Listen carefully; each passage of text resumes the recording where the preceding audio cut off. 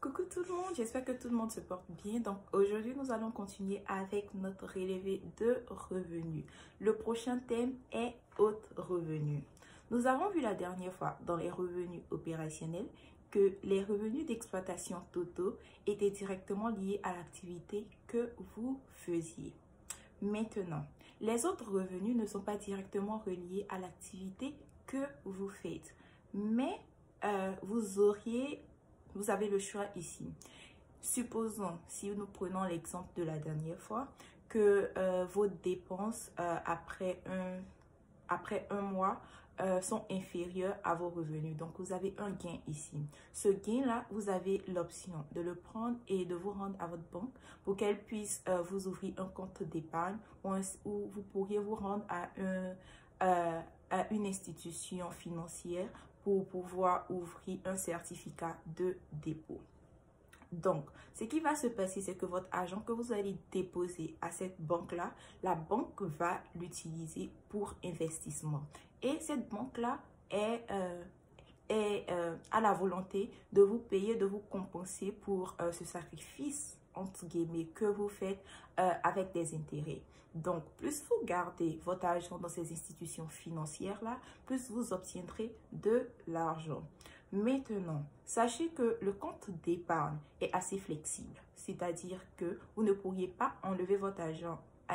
Non, avec le compte d'épargne, vous pourriez enlever votre argent quand vous voudriez en fait.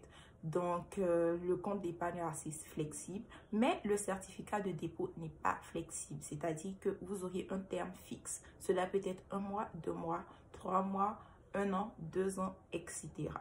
Donc, quand vous déposez votre argent à ce certificat de dépôt-là, vous ne pourriez pas l'enlever jusqu'à ce que ce terme arrive. Ça, c'est la raison pour laquelle les certificats de dépôt ont la volonté de payer plus d'intérêts que quand vous avez un certificat de dépôt, les institutions financières ont la volonté de vous payer plus d'intérêts sur vos gains que vous avez gardé dans ce certificat de dépôt-là que les comptes d'épargne parce que le certificat de dépôt n'est pas flexible du tout.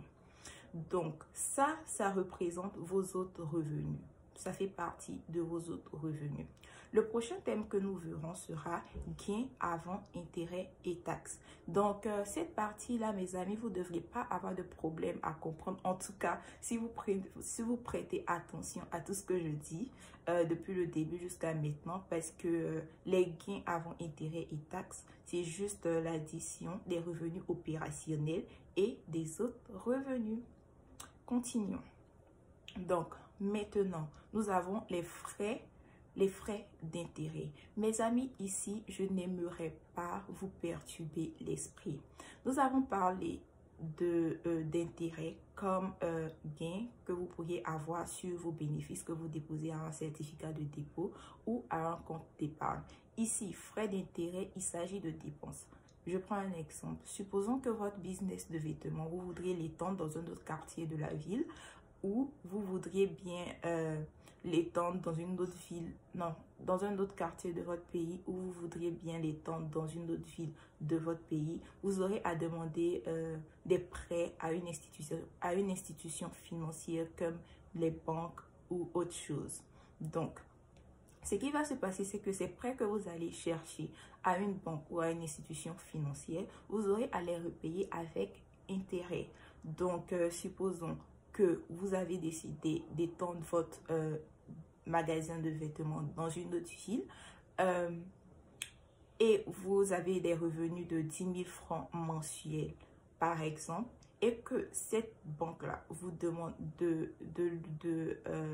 vous demande un paiement mensuel de 10% de vos revenus. Oh, aussi, notez que les intérêts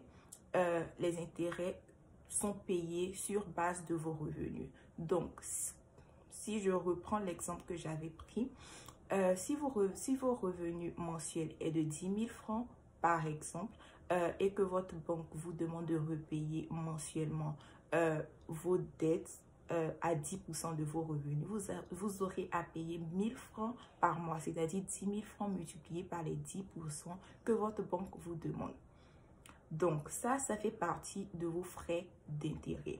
Aussi, notez que plus vous êtes endetté, plus ces frais d'intérêt là augmentent, ce qui n'est pas forcément une mauvaise chose, mais retenez que dans tout prêt que vous faites, vous devriez consulter vos revenus pour ne pas être après dans des problèmes.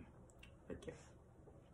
Maintenant, pour clarifier tout ça, les autres revenus sont des revenus que vous pourriez obtenir en ayant un compte d'épargne ou un certificat de dépôt, et le plus longtemps vous gardez votre argent dans ces comptes-là, le plus vous pouvez obtenir des intérêts de la banque, bien sûr.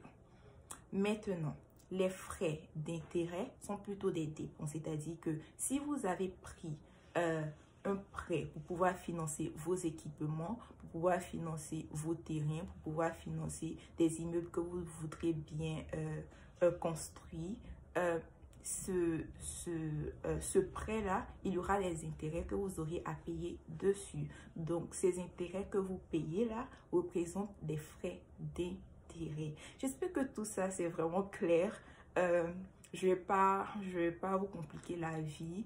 Donc, je vais vous laisser avec ces 3 thèmes et à vous revoir très bientôt. N'oubliez pas de commenter, d'aimer, de partager.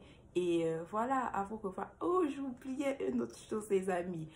Si ça tiendra à moi, je répondrai à tous vos messages et ça me fait vraiment plaisir. Sauf que, voilà, il y a un problème de temps ici et je me débrouille à faire ces vidéos là quand je peux parce que j'adore vous parler. Donc ne vous frustrez surtout pas si je ne vous réponds pas à temps.